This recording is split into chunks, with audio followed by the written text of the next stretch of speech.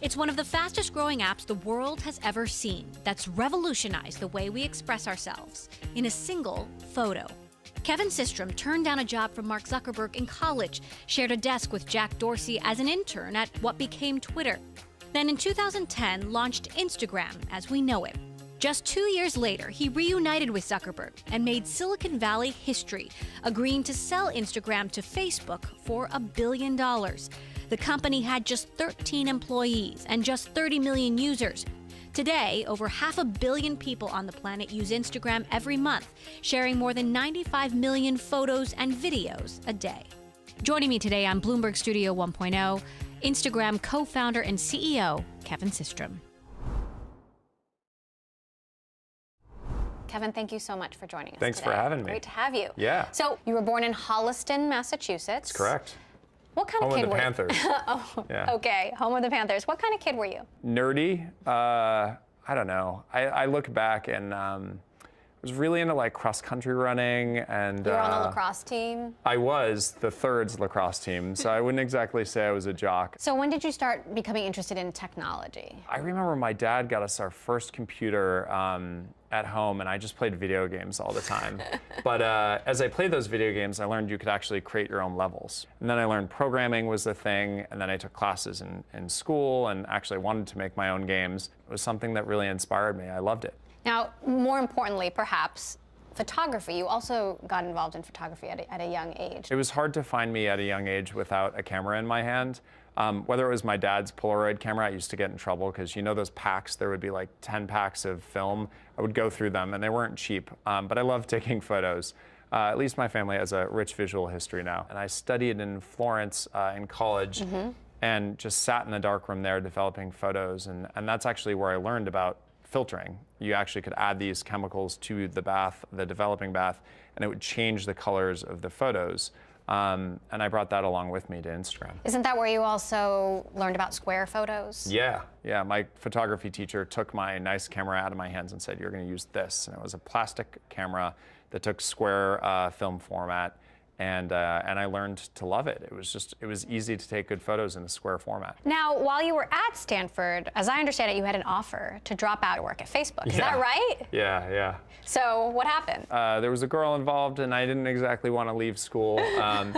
But also, it's amazing. I talked to a lot of my mentors at the time who said, Facebook's a fad, it'll go away. And to this day, I think about that decision. I actually think it was the right decision. I loved finishing, Stanford, and I loved what I learned there. But when I think about it, I think about how many technologies come about that people doubt at first. And I took that with me at Instagram because the number of people who thought Instagram wouldn't work in the first few years, I mean, still don't think it'll work sometimes. It's kind of hard to refute at this point, but you just have to keep going, and that was one of the lessons as an entrepreneur. You went on to Google. You interned at Odeo, which became Twitter, working for Evan Williams, and sharing a desk with Jack Dorsey. Yeah. What was that like? Well, when I showed up my first day of work at Odeo, I got this puzzled look, and they're like, "Oh, that's right, we hired an intern." But they were super nice to me, and I mean, honestly, without that experience, I don't think I would have the same passion for social media that I do today. Ev's one of the smartest guys I know. Jack, super creative, an awesome engineer as well. And it was great to meet them and learn from them very early on. So what did you learn from them? Number one would be sometimes your first idea doesn't work out. I worked at Odeo, not Twitter. It became Twitter, but I remember very clearly, Odeo not quite working, and then keeping in touch with Jack and Ev as they kind of made that transition, and realizing that often when you're a company, you need to actually pivot into something else. Instagram had a similar history. We were working on a game called Bourbon, and it turned into Instagram. The first Instagram photo was of your girlfriend's foot with a stray dog. Yeah. But it was maybe the first filter that was even more consequential. Had I known that that was going to be the first photo on Instagram, and that Instagram would get to this place where it has 500 million people using it around the world monthly, I would have tried a little bit harder. My girlfriend at the time is now my wife. And she said, "I'm not going to post photos unless I can make them look great, so you probably should add filters." And I was like, okay, I'm going to try making a filter. I made X Pro 2, which was the first filter that we ever created. And I added it to the build, and I took a photo of her foot and a stray dog. And I posted it as a test, and it just lived on forever. So how quickly did it become something that you realized could be not just big, but really big? I may have been a little bit optimistic, but the second we launched, I was like, there's something new and different here. I had worked at other companies that struggled to get 100 people to sign up in a day. And that first morning, or actually that first day, we had 25,000 people sign up. And I remember like my eyes were wide. I was like, I've never seen a service grow that quickly day one. The way we saw it, we kind of had lightning in a bottle, and it was our job to capture it and to continue to work on it, not screw it up. And to this day, we think about that as our job, is just keep it going. It's got a life of its own. Don't get in its way, and make it awesome. Are you afraid enough of Snapchat?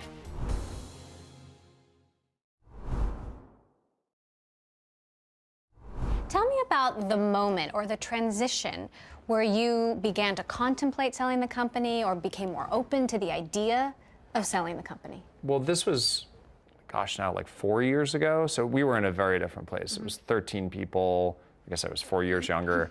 Didn't have nearly as much experience as a CEO. When I look back about the decision to sell to Facebook, I think the pros of it are that like we got to pair up with a juggernaut of a company that understands how to grow, understands how to build a business, has one of the best, if not the best, management team in tech, and we got to use them as our resource.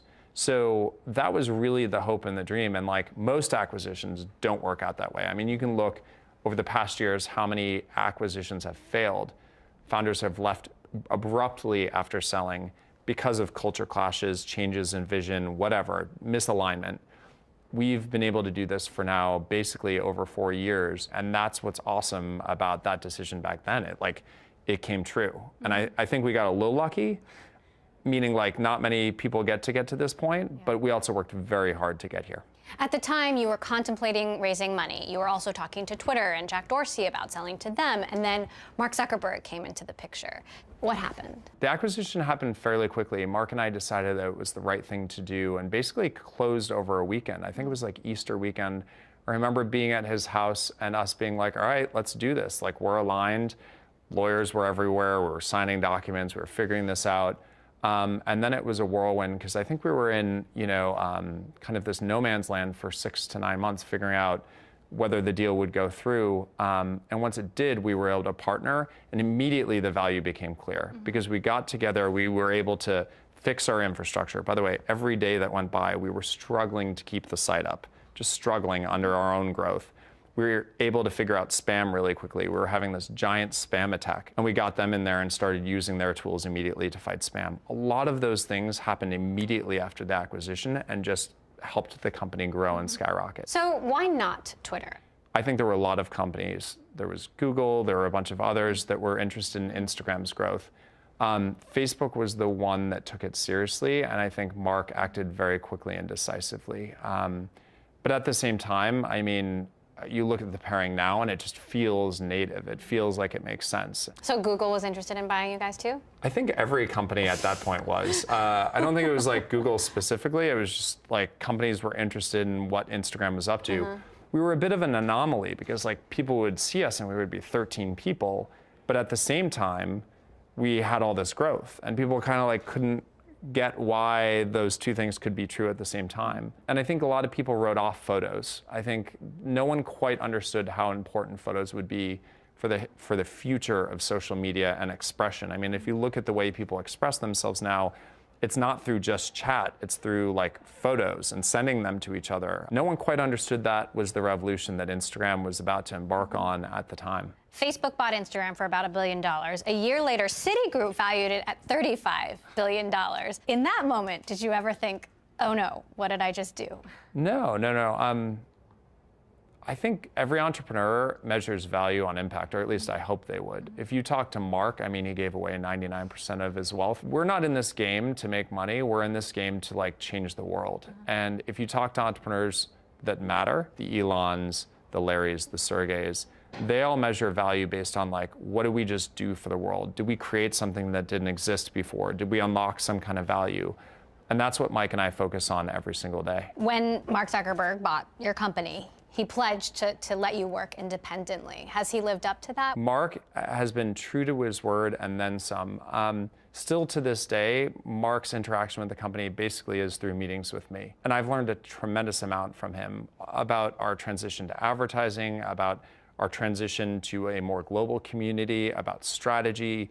He's one of the most interesting strategic, long-term strategic thinkers I've ever met. Think of it like having like the best board member in the world. I mean, imagine how many companies would love to have Mark Zuckerberg on their board. That's what we get, and it's independent, but also you get amazing guidance and amazing counsel from someone who's been able to build a tremendous company. I think, our transition to advertising was an interesting one. I was of the belief that if we had fewer advertisers, they'd be higher quality. And it actually turned out to be the opposite. If you have more advertisers and you're able to bring in an entire ecosystem where they compete against each other in an auction, you actually get higher quality advertisements. That's something that I didn't realize at the time. And I remember him saying, I felt the exact same way when we introduced advertising, and it turns out there's this other thing. I was able to learn a lot from him there.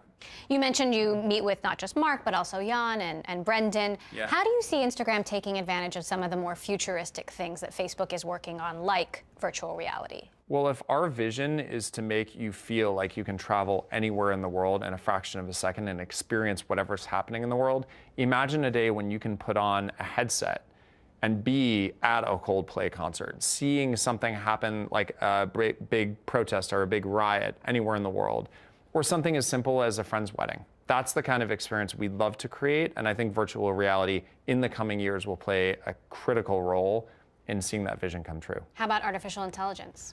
Well, we use it today. I mean, that's what powers advertising and making sure that we have the right amount of targeting. Do you see more of it in the future? Oh, for sure. I mean, one thing I've learned through the history of Instagram is that the more personalization you have, if we can have an experience that caters to you the individual, if we know your interests, if we know what you engage with, we can use machine learning and artificial intelligence to make a much, much better experience for you on Instagram. What about e-commerce? Do you think about adding a buy button to Instagram? Are there any plans for that? I'm really excited about the future of e-commerce on Instagram. Where we start and where we end are two very different places. I mean, we effectively have a buy button right now. It doesn't complete the transaction on Instagram, and I think that's okay. Where we're starting is letting advertisers get to their audience, promote their own products or posts, and then basically from there, they take action on the advertiser's website. If we can make that more seamless in the future, of course we will. It's just we're starting to walk before we run. Who do you view as competition? Where do I start? I mean, we as consumers only have limited amount of time to pull out our phones and do something. So anyone who's competing for time. One employee told us that they're concerned that Facebook and Instagram aren't more scared of Snapchat. Are you afraid enough of Snapchat? I don't think it's our job to be afraid so much as understand what's happening in the world. I think we are competing against many different services for time and eyeballs, et cetera. But getting to 500 million users around the world is a big feat. I mean, 300 million of those are daily actives. That's 300 million people that open up Instagram every single day, 21 minutes a day. That's a big feat. We are absolutely not sitting, happy thinking that that's going to last forever. We need to keep innovating and keep introducing products. Harassment is a problem across all of social media. One singer recently reportedly attempted suicide after reading some comments on Instagram. Do you think Instagram needs to take a harder line here? I think we work very, very hard on it. We take every report of abuse or harassment very, very seriously. We provide tools to a lot of our public figures to moderate their comments. And it's something we're focusing a lot on over the next year. It's unacceptable for that to exist on any platform, and we're going to be a platform that takes it very seriously, and we do take it very seriously. You redesigned your logo, which some people did not like.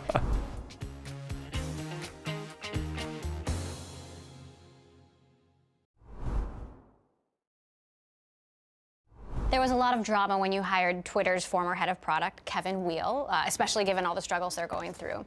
You are a product-focused CEO.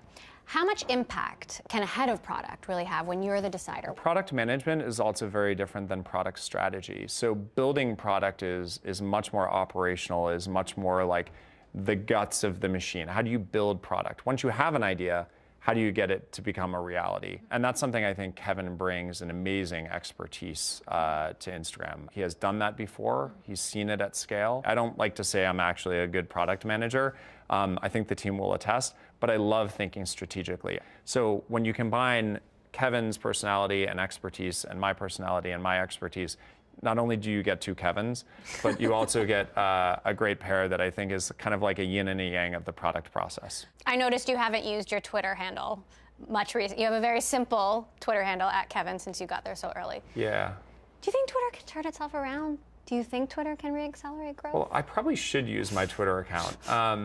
It's actually an amazing platform, and I think every company along their course of growth will hit speed bumps. It happens. It's happened to Instagram, it's happened to Facebook, and it's all about how you get out of that. And that's a hard question to answer from anyone's perspective, and I just respect a lot of what they've done in the past year. You mentioned that every day gets more complicated, but how much of Instagram's success has been a focus and commitment to simplicity? I think that's actually the complex part of Instagram, is like, it's easy to let a product get bloated. It's easy to say to every employee, you know what, guys, just go work on it, whatever you want, we'll see what sticks. Before you know it, you've got a product that's all over the place, it doesn't have a singular voice, and that itself is complex. Managing to get something to be simple and be straightforward, even though it has a tremendous amount of complexity behind the scenes, that's the hardest part of any CEO's job, is actually saying no more than you say yes.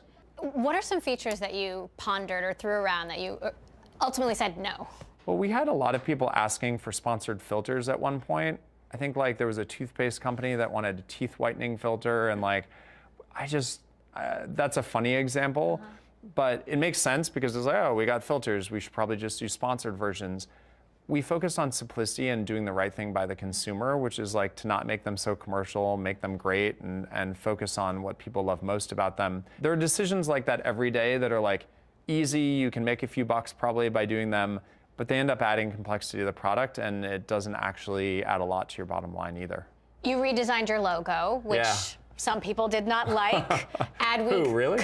Adweek called it a travesty. Oh, yeah. What did you learn from that? I knew going into it that it would be a difficult change. There's not a single company I've seen, whether you're Starbucks or Gap, right, like that has changed their logo and it has been easy. There's not a single company. I think the question is, how much work have you put into it before you get there? How much resolve do you have? Are you doing it for the right reasons? What we wanted to do was give people an idea that we weren't just about photography. We were more general than that. We were about creativity, thus the colors, thus the simplicity. We wanted something that would scale across different mediums, that would look great on a phone, great on a t-shirt, great on a billboard, great anywhere. Our current logo, or at least the one that we had, wouldn't do that. As much as I love it because I had a heavy hand in designing it, right? The current one I didn't have a heavy hand in other than helping the team along. We have an amazing design team that thought through all these things. They did this awesome presentation of the evolution of brands throughout time. And what you see with every brand is that it goes from being complex to simpler and simpler and simpler to iconic. You can do that with Apple, AT&T, you name it, the big brands, they do this. We just skipped a few parts. And that's okay, because it's gonna be hard. What did I learn? It's hard. What did I also learn? It's gonna be okay. Your timeline is now algorithmic as opposed to reverse chronological. Some people also didn't like that. How's that worked out? Is it working the way that you hoped, sure. even though some people weren't? Yes, it's absolutely working the way we hoped. I mean, engagement is up because of it. It means that people are liking Instagram more. They have more feedback on their posts, more feedback on the posts that they actually want to give feedback to. The good news about an algorithmic feed is that unlike what people believe, it's not actually not chronological, it's fairly chronological. It just takes the stuff that you haven't seen and it reorders it to make sure that you see the best stuff at the top. People miss more than 70% of their feed, and that's not okay with us. It's not okay to them. You've been traveling around the world, you're at fashion shows, you're at major events. What have the last few years been like for you personally? I don't think I would say like the nerd in high school would be at a fashion show someday. It still feels weird, but I go to these things because I am a representative of the brand and of Instagram. And I believe by having relationships with people in these different industries, whether it's the Pope and onboarding the Pope, or doing fashion dinners with Anna Wintour, Those things are like, they couldn't be more different, but they're both extremely important to the community on Instagram. You personally onboarded the Pope, and you met him not once but twice. Yeah. What was that like? Really inspirational. I mean, there are not many moments in life when you think, first of all, like, why am I here? But also, when it happens, you realize, I'm going to remember this moment for my entire life. When you realize that you can onboard someone who will go down in the history books for hundreds, if not thousands of years, and that they're choosing your product to connect with the people that care most about their message, that's awesome. Now, Silicon Valley is accused of being arrogant and filled with overnight billionaires, and I realize that's an exaggeration for pretty much everyone, but if anyone comes close to that story, it's you. You made $1 billion not overnight, but you made a lot of money. How have you adjusted to that personally? You know, it's not an easy answer because I'm not sure there's any guidebook for it. What you begin to realize is that money matters in the sense that it puts a roof above your head and it feeds you and your family.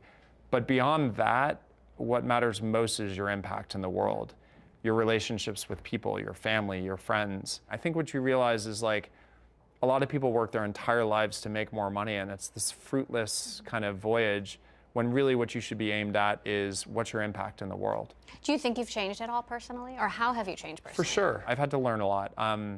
You know, someone who didn't manage a single person 6 years ago, now we've got a big team of 500 plus people. That makes you change fairly quickly. You learn a lot of patience. You learn how to communicate a little bit more clearly.